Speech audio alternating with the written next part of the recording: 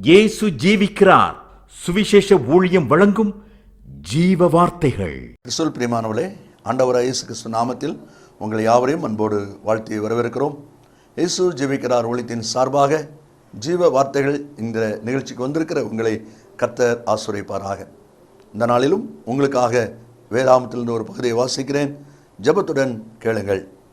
யோவான் சுவிசேஷம் 2ஆம் அதிகாரம் 7ஆம் வசனம். இயேசு வேலைக்காரரை நோக்கி, ஜாடிகளிலே தண்ணீர் நிரப்புங்கள் என்றார். அவர்கள் அவைகளை நிறைய நிரப்பினார்கள். கானாவூரிலே நடந்த முதலாவது அற்புதம் நாம் எல்லாரும் தெரிந்திருக்கிற ஒரு பகுதி. இந்த பகுதியில் ஆண்டவர் இன்றைக்கு நமக்கு முன்பாக வைக்கிற காரியம் என்ன என்று சொன்னால், பந்தியிலே ரசம் குறைந்து விட்டது, பரமாறப்படுவதற்கு ரசம் தெரிந்து விட்டது. ஆனால் ரசம் வைத்திருந்த பாத்திரம் எங்கே போனது? அந்த பாத்திரம் அங்கே தானே இருக்கிறது. ஆண்டவர் வேலைக்காரரை பார்த்து ஜாடிகளிலே தண்ணீரை நிரப்புங்கள் என்றார். இந்த ஜாடிகள் எங்கே இருக்கிறது? விருந்து சாலைக்கு வெளியே இருக்கிறது. சாப்பிட்டவர்கள் கை கழுவுவதற்காக வெளியே வைக்கப்பட்டிருக்கிறது. அசுத்தமான ஒரு தொட்டி அது, அசுத்தமான நீர் இருக்கிற ஒரு தொட்டி அது. ஏன் ஆண்டவர் ரசம் வைத்திருந்த பாத்திரத்தை பயன்படுத்தவில்லை? அதுவரைக்கு பந்தியிலே பரிமாறுவதற்கு பயன்படுத்தப்பட்ட பாத்திரம் ஏன் இயேசுவால் புறக்கணிக்கப்பட்டது? இந்த வார்த்தைகளை கேட்டுக்கொண்டிருக்கிற அன்பு நேச பிள்ளைகளே, கர்த்தர் இன்றைக்கு நமக்கு கொடுக்கிற ஆலோசனை என்ன? ஒரு நாளிலே தேவனால் பயன்படுத்தப்பட்ட பிள்ளைகள், ஆண்டவருக்கு சாட்சியாய் வைராக்கியமாய் நின்ற பிள்ளைகள் இன்றைக்கு பயன்படுத்தப்படவில்லை. ஓரங்கட்டப்பட்டது போல, ஒதுக்கப்பட்டது போல, புறக்கணிக்கப்பட்டது போல காணப்படுகிற அநேகரை பார்க்க முடிகிறது. ஒருவேளை இந்த வார்த்தையை கேட்டுக்கொண்டிருக்கிற அன்பு நேச பிள்ளைகளே, நீங்களும் கூட உங்கள் வாழ்க்கையிலே, ஐயோ ஒரு நாளில் நான் எவ்வளோ நேரம் ஜெபிப்பேன், இப்பொழுது முடியவில்லையே, ஏன்? கர்த்தருக்காக ஓடி ஓடி உழைத்தேனே, இன்றைக்கு முடியவில்லையே, ஏன்? ஆண்டவருக்காக எவ்வளவு நான் கொடுத்தேன், எவ்வளவாய் செயல்பட்டேன், எவ்வளவா என்னுடைய காரியம் மேன்மையாக இருந்தது, இன்றைக்கு எல்லாம் அமைதலாக இருக்கிறது என்கிற எண்ணம் உங்களில் எத்தனை பேருக்கு இருக்கிறது? ஏன் அப்படிப்பட்ட காரியம்? ஒருவேளை நீங்கள் ஒரு காரியத்தை சொல்ல முடியும், வயதாகிவிட்டது என்று சொல்லியோ, சரீரத்தில் வியாதி என்று சொல்லியோ, பண பற்றாக்குறை என்று சொல்லியோ நீங்கள் சொல்லலாக இருக்கலாம். ஆனால் வேதம் அதற்கு இடம் கொடுக்கவில்லை. ரசம் தீர்ந்து விட்டது, ரசம் இருந்த பாத்திரம் அங்கேதான் இருக்கிறது. அந்த பாத்திரம் பயன்படுத்தப்படவில்லை. அந்த பாத்திரத்துக்கு பதில் வெளியே இருக்கிற ஒரு பாத்திரத்தை இயேசு பயன்படுத்துகிறார். இந்த வார்த்தையை கேட்டுக்கொண்டிருக்கிற அன்பு நேச பிள்ளைகளே, சற்று உங்கள் வாழ்க்கையை யோசித்து பாருங்கள். ஆண்டவர் இந்த நாளிலும் வேதாகமத்திலே அவரால் தெரிந்து கொள்ளப்பட்ட, வேறுபிரிக்கப்பட்ட, ஆயத்தப்படுத்தப்பட்ட ஒரு பாத்திரத்தை அவரே புறக்கணித்து விட்டு எங்கேயோ கிடந்த வனாந்தரத்தில் இருந்த ஒரு பாத்திரத்தை பயன்படுத்துவதை குறித்து வேதாகமத்தில் நாம் வாசிக்க முடியும். அதை தான் உங்கள் மத்தியிலே கர்த்தருடைய ஆவியானவர் வைக்க விரும்புகிறார். வாசிப்போம். 1 சாமுவேல் 16ஆம் அதிகாரத்தின் முதல் வசனத்தை கவனியுங்கள். 1 சாமுவேல் 16:1. கர்த்தர் சாமுவேலை நோக்கி, இஸ்ரவேலில் மேல் ராஜாவாயிராதபடி நான் புறக்கணித்து தள்ளின இந்த சவுலுக்காக நீ எந்த மட்டும் துக்கித்து கொண்டிருப்பாய் என்று சொல்கிறார். நீ உன் கொம்பை தைலத்தால் நிரப்பி பெத்லெகேமியனாகிய ஈசாயினிடத்திலே போ, அவன் குமாரரில் ஒருவனை நான் ராஜாவாக தெரிந்து கொண்டேன் என்று சொல்கிறார். நன்றாய் கவனிங்கள். கழுதை காணாமல் தேடப்போன சவுலை ஆண்டவர் சாமுவேல் இருக்கிற இடம் மட்டும் கொண்டு வந்து அவனை அபிஷேகம் பண்ணி அவனை ராஜாவாக மாற்றினார். அப்படிப்பட்ட அந்த ராஜாவை ஒரு நாள் புறக்கணித்து தள்ளினார் என்று சொல்லி பார்க்கிறோம். அந்த ராஜாவுக்கு பதிலாக, சவுலுக்கு பதிலாக ஆடுகளை மேய்த்து கொண்டிருந்த வனாந்தரத்தில் இருந்த ஒரு தாவீதை கர்த்தர் அங்கே கொண்டு வருகிறார் என்று சொல்லி நாம் பார்க்கிறோம். இந்த வார்த்தையை கேட்டுக்கொண்டிருக்கிற அன்பு கர்த்தருடைய பிள்ளைகளே, ஏன் இந்த ராஜா பயன்படுத்தப்படவில்லை? இந்த சவுலை குறித்து வேதாகமத்திலே நாம் வாசிக்கும் போது அநேக காரியங்களை நாம் வாசிக்கிறோம். 9ஆம் அதிகாரம் 17ஆம் வசனத்திலே கர்த்தர் சாமுவேலில் சொல்லுகிறார், இவன்தான் என் ஜனத்தை ஆளுவான் என்று சொல்லுகிறார். 10ஆம் அதிகாரம் 1 வசனத்திலே தைலக்குப்பின் மூலமாய் சவுலை சாமுவேல் அபிஷேகம் பண்ணினான் என்பதை நாம் அங்கே வாசிக்கிறோம். 19ஆம் அதிகாரம் 9ஆம் வசனத்திலே தேவன் சவுலுக்கு வேறு இருதயத்தை கொடுத்தார் என்று வாசிக்கிறோம். 10:10 சவுலும் அவர்களுக்கு தீர்க்க தரிசனம் சொன்னான் என்று சொல்லி நாம் வாசிக்கிறோம். அதே 10ஆம் அதிகாரம் 24ஆம் வசனத்திலே கர்த்தர் தெரிந்து கொண்டவனை பாருங்கள், எல்லா ஜனங்களோட அவன் உயரமாக இருக்கிறான்.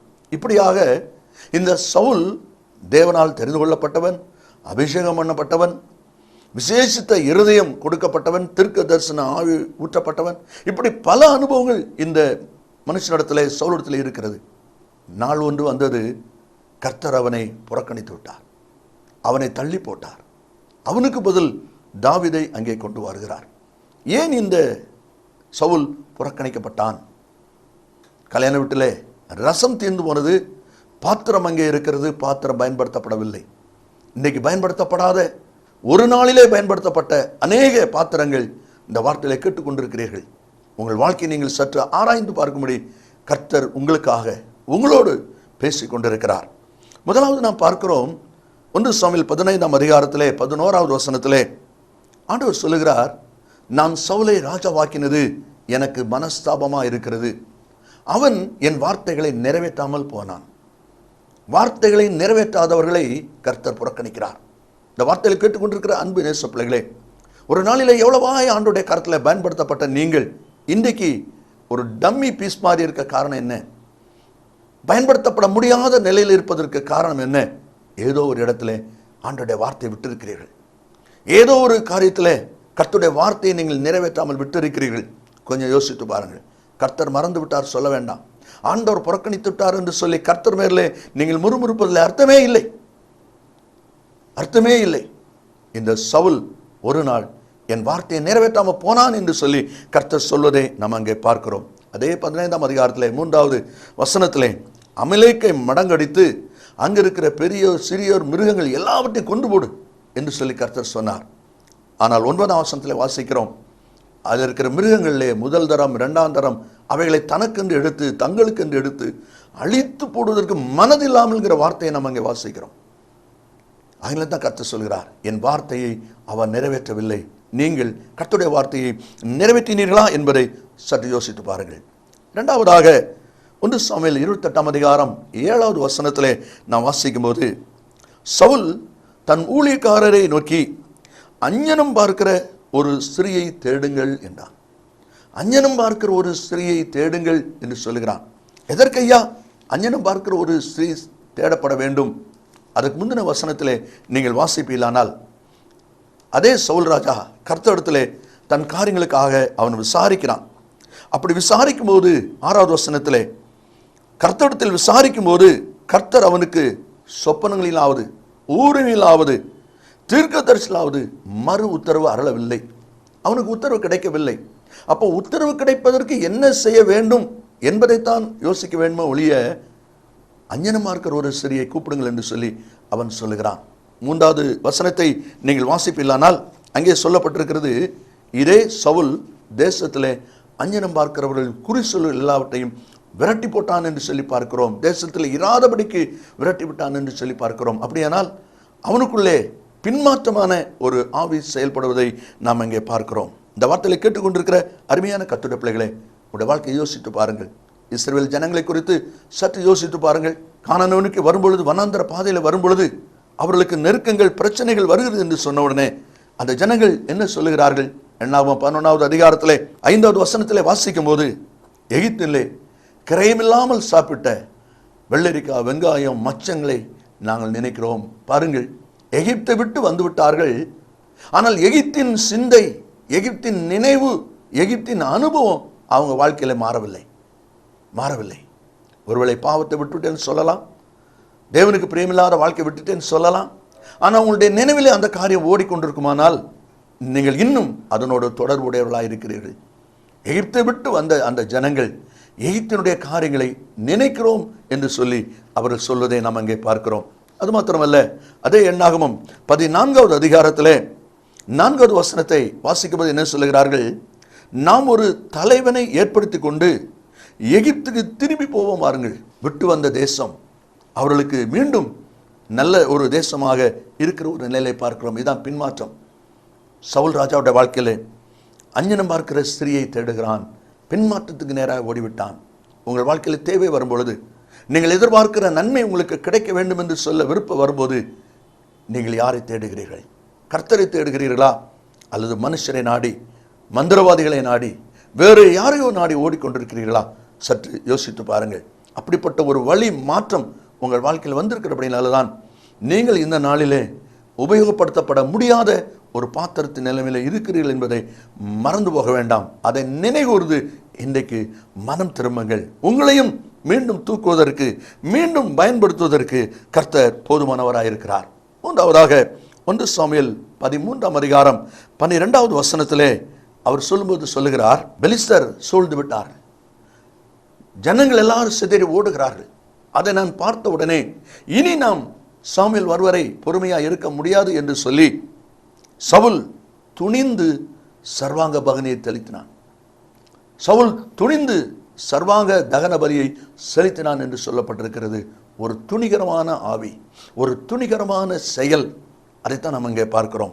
இந்த வார்த்தையை கேட்டுக்கொண்டிருக்கிற அருமையான கர்த்தருடைய பிள்ளைகளே, வேதாகமத்திலே துணிகரமாய் செயல்பட்ட யாரும் பிழைத்ததாக சரித்திரமில்லை, உயர்ந்ததாக மேன்மை அடைந்ததாக சரித்திரம் சொல்லப்படவில்லை. செங்கடலை தாண்டி வரும்பொழுது இஸ்ரவேல் ஜனங்களுக்காக மோசே தம்முடைய கோலை நீட்டி வழி திறந்து விடுகிறார். மக்கள் எல்லாரும் போகிறார்கள். எபிரேயர் 11:29 நாம் வாசிக்கிறோம். அந்த ஜனங்கள் போகிறதை பார்த்த உடனே இந்த எகிப்தியரும் அப்படி செய்ய துணிந்து அமிழ்ந்து போனார்கள் என்று சொல்லப்பட்டிருக்கிறது. துணிகரம் அமல பண்ணிவிட்டது, அழிய பண்ணிவிட்டது. அதைதான் அங்கே வாசிக்கிறோம். பிரசங்கிலே சாலமோன் சொல்லும் பொழுது 8:11 துர்க்கிரியைகளுக்கு தக்க தண்டனை சீக்கிரமாய் நடவாதபடியால் மனுஷனுடைய இருதயம் பொல்லாப்பை செய்ய துணிகரம் கொண்டிருக்கிறது. அப்படிப்பட்ட துணிகரமான செயல் வேண்டாம். இந்த சவுனுடைய துணிவின் நிமித்தம் அவன் பயன்படுத்தக்கூடாத ஒரு பாத்திரமாய் போய்விட்டான், புறக்கணிக்கப்பட்ட ஒரு பாத்திரமாய் போய்விட்டான். 2 சாமுவேல் 6:7 ஊசா பெட்டி கீழே விழுறது போல தெரிகிறன்னு சொல்லி துணிந்து அந்த பெட்டியை தொட்டான். அவனுடைய நிலைமை பரிதாபமாய் முடிந்து விட்டது. அந்த துணிவின் நிமித்தம் ஒரு அடி அங்கே விழுகிறதை நாம் பார்க்கிறோம்.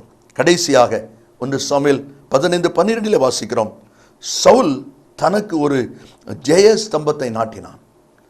தன் மேன்மைக்காக, தன் புகழ்ச்சிக்காக, தன்னை குறித்து எல்லாரும் அறிய வேண்டும் என்பதற்காக ஒரு ஜெய ஸ்தம்பத்தை நாட்டினான். அவன் ஜெய ஸ்தம்பத்தை நாட்டினான்.